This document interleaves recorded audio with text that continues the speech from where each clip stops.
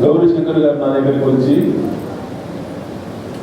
ఈ సమావేశానికి రావాలంటే నేను కవిని కాదు, రచయితని కాదు, అందులో పెద్ద ప్రవేశం లేదు అంటే ఆయన ఒక్కటి వీక్ పాయింట్ పట్టుకున్నాడు. పోయినసారి జస్టిస్ సుదర్శన్ రెడ్డి గారు వచ్చారు, నేను వస్తే ఏమి ఇబ్బంది ఉండదని.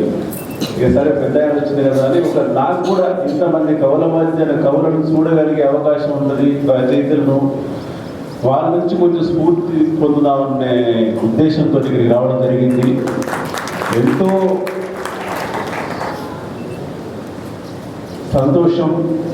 మామూలుగా ఒకరిద్దరి కవులను కలవాలంటేనే మనకు చాలా అరుదైన సంఘటన. ఇంతమంది రచయితలు, కవులు వాళ్ళ ఒక మన జీవిత విధానంలో ఒక ఎక్కువ సమయాన్ని సామాజిక స్పృహ మీద, సామాజిక విశ్లేషణ మీద గడిపిన వాళ్ళు నిజంగా వాళ్ళందరి మధ్యలో ఉండడం స్ఫూర్తిదాయకం. అంతకంటే మించి కొమరం భీము లాంటి పోరాట యోధులు, సదాశివ లాంటి ఒక చక్కని రచయిత, కవి ఈ రోజున వారి జన్మస్థలమైన ఆదిలాబాద్, అందులో నిర్మలమైన ప్రదేశంగా పేరు పొందిన నిర్మల్లో రావాలంటే అదొక అవకాశంగా భావించినాను. ఇంతకుముందు వారు ఇచ్చిన పుస్తకాల్లో కొన్ని రచనలు ఈరోజు కొన్ని చూసినామని చూస్తే ఎంతో స్ఫూర్తి కలుగుతుంది. అది నా మట్టుకు అనిపిస్తుంది. అది ఈ తెలంగాణ గడ్డలోనే ఒక ఈ సామాజిక స్పృహ, కవిత్వం ముందే ఒక గుణం ఉన్నదని. అది ఎందుకంటే వీళ్ళు చాలామంది చూసుకుంటారు. అది ఊళ్ళలో నాట్లు వేస్తుంటే, కలుపు తీస్తుంటే అట్లాంటి అందులో అందరూ కూడా నిరక్షరాస్యులు ఏమిటి కూడా చక్కని నుడికారంతో పాట పాడుతారు.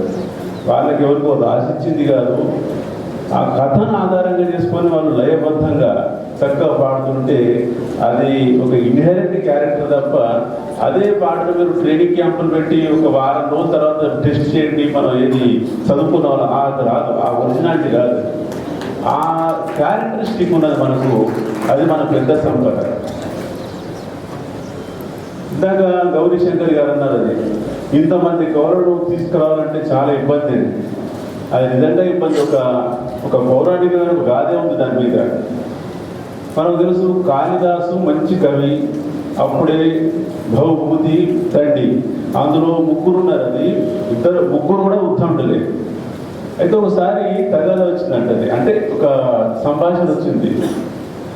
ఉత్తమమైన కవి ఎవరు, ఉత్తమమైన రచయిత ఎవరు? ఉన్నాయి రెండు పోస్టులు, కవి, రచయిత. మరి ముగ్గురున్నారు అక్కడ, కాళిదాసు, భవభూతి, దండి. సరే ఎందుకు లేని మరి చెప్పగలిగే వాళ్ళ స్తోమత ఎవరికి లేదు. అంత పెద్ద ఉద్దాడు ఇంకెవరు చిన్న చిన్న కవులు వాళ్ళకే చెప్తారు. సాక్షాత్ సరస్వతి దగ్గరికి పోయినారు. అమ్మాయికి వచ్చిన చిన్న తగాదా తెలిసిందంటే ఫస్ట్ కవి తండి అన్నదండి. ఒక పోస్ట్ అయిపోయింది, కవి పోస్ట్ అయిపోయింది. మిగతా ఇద్దరికి కొంచెం ముందర అవుతుంది కదా, పోటీ టఫ్ అయిపోతుంది. భవభూతి పండిత భవభూతి కూడా అయిపోయింది. కాళిదాసు సరళం లేచినాడు అంతే. ఇక లేచి వస్తే కూడా మరి నేనే వర్ణన్నా. అప్పుడు త్వమే వైవా, నీకు కవి కదా, నేనే నువ్వే నువ్వు రాని. అప్పుడు ఏడిచి ఎంత తొందరపడ్డాను అంటే కవులకు ఆలోచన ఎంత ఉంటుందో ఓసారి ఆవేశం కూడా అట్లే ఉంటుంది.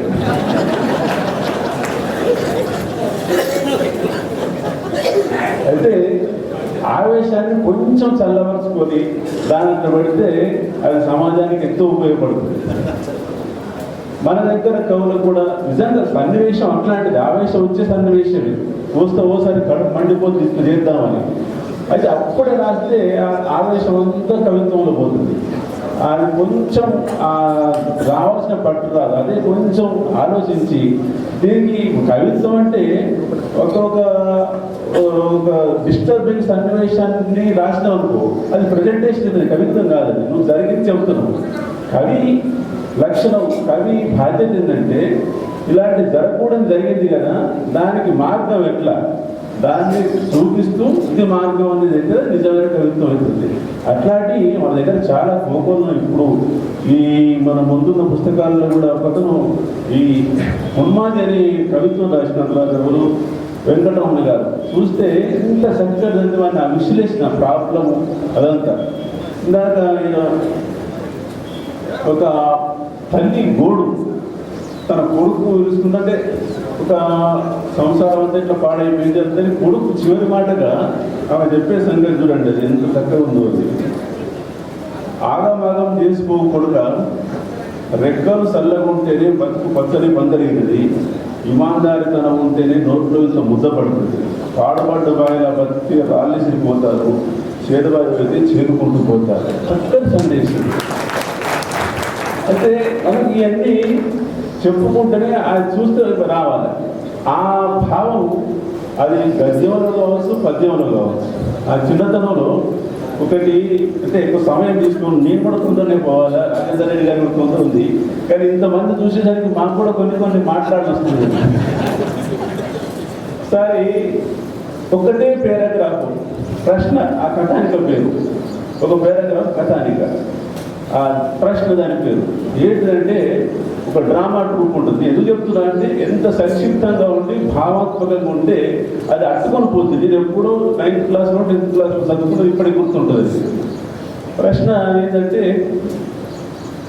ఒక డ్రామా ట్రూప్ ఉంటుంది, 7-8 మంది మగవాళ్ళు, ఒక్కటే ఒక ఆమె స్త్రీ, అందరూ కూడా బ్రతుకుదెరువు కోసం వచ్చిన వాళ్ళు. అయితే చాలా రోజులు మంచిగా ఉంటుంది, కానీ అందులో ఆ స్త్రీ గురించి కొంచెం లూజ్గా మాట్లాడడం మొదలు పెడితే లూజ్గా మాట్లాడడం మొదలుపెట్టి ఎవరికైనా బాధ అనిపిస్తుంది. అది బాధ అనిపించి ఇవి క్యారెక్టర్ అసిస్టెంట్ సరే షీ డిసైడ్స్ టు లీవ్, ఎట్లా పోవాల్సిందే, ఇక్కడ ఎప్పటికి ఉండాల్సింది కాదు. ఆమె ఏం చేస్తుంది, 5గురు ఉంటారు, 5-6 సరే నేను ఎట్లా మనం అందరం కలిసి పనిచేసిన విన్నాను, నాకు ఒకటే కోరిక అని ఒక కాగితం ఇస్తుంది. నేను ఒక పేపర్ ఇస్తాను, మీరు నాకు గౌరవం, నా మీద ఏమైనా గౌరవం ఉంటే దానికి జవాబు రాయండి అని అంటే ఇచ్చి, మీకు తెలిసిన 3 పతివ్రతల పేర్లు రాయండి అని అందరికి. సత్య, అనసూయ, మండోదరి, సీత, ద్రౌపది అందరు తనలు ఎవరు చూసిన వాళ్ళు ఆ వంటకి 3 అందరిని కూర్చోబెట్టి, చూడయ్యా నువ్వు మీ అమ్మ పేరు కానీ మీ చెల్లె పేరు కానీ మీ భార్య పేరు కానీ ప్రశ్నించకపోతే అసలే, కానీ మీకు నమ్మకం లేదు, నా గురించి ఎందుకు మాట్లాడుతుంది. అది ఎంత భావాత్మకంగా ఉంటుంది. వారికి జీవితంలో వాడు అట్లాంటి పని చేస్తాడు, ఇంకోటి ఎవడన్నా అట్లా అతుక్కోపోవాలి. అది ఉంటేనే మనకు ఒక ఆర్ద్రత అనేది. ఇంకోటి చిన్న కథానికి ఒక ఆయన రాసిన తల్లి గురించి, ఒక తల్లి బాగా తీసుకుంటుంది. అది ఇంత పడుకుంటుంది అంతే. అన్నం తినని ఏడిపించాడు అప్పుడు, అన్నం పెట్టని ఏడిపిస్తున్నాడు ఇప్పుడు అంతే. ఆ తల్లి కొడుకుల మధ్య ఒకసారి అప్పుడు తినని ఏడిపించాడు చిన్నప్పుడు, ఇప్పుడు పెట్టని ఏడిపిస్తున్నాడు. అట్లాంటి మనకు కనువిప్పు కలిగించాలి. గద్యంలో చూసుకున్నా కానీ మనకు సదాశివ గారి యాది పుస్తకాలు ఉంటాయి కొన్ని.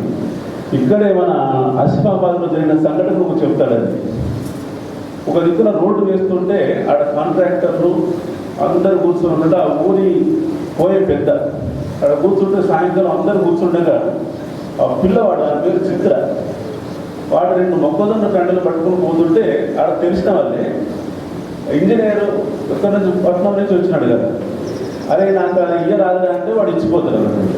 ఇచ్చి పరిగెత్తుకుంటూ అడవిలో పోతుంది. సరైన సంఘటన చెప్పుడు ఆడ ఆర్ద్రత ఎట్లుంటుంది. సరే ఆడ కూర్చున్నాడు, మనం కూడా ఏమన్నా కండలు అడిగిస్తారో పోయింది.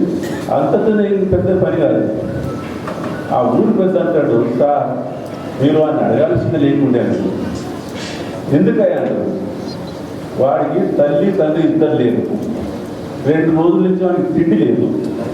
నా దగ్గరికి వస్తే నేను పక్క చేనులో అడిగా 2 కన్నులు తెచ్చించిన వాడు కాల్చుకున్నాడు, మీరే టైంకి మీరు అడుక్కున్నారు, వాడి జీవితం ఏం ఏడుస్తారు. ఆ ఇంజనీర్ ఏడిసి వాడు ఎక్కడ జీపేసుకొని దొరకరు వాడు.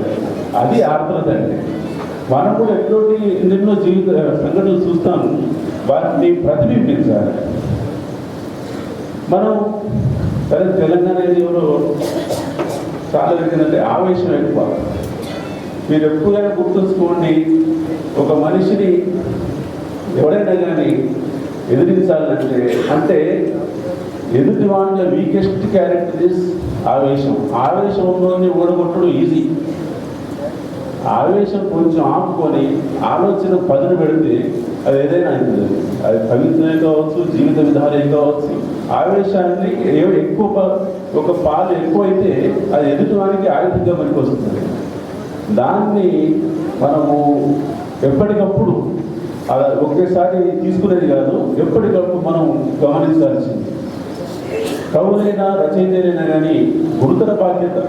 ఒక మనిషి సమాజంలో ఒక వ్యక్తి కవిగా కానీ రచయిత కానీ ఎంచుకున్నాడంటేనే సమాజం పట్ల ఒక గురుతరమైన బాధ్యతను తను వినియోగించుకున్నాడు. అది వేరే వాళ్లకు ఏ సమస్య వచ్చినా కానీ విశ్లేషించే సమయం కానీ సందర్భం కానీ అవకాశం కానీ అది కేవలం ఒక కవులకు రచయితలకు మాత్రమే ఒక తరపున పెట్టినట్టు.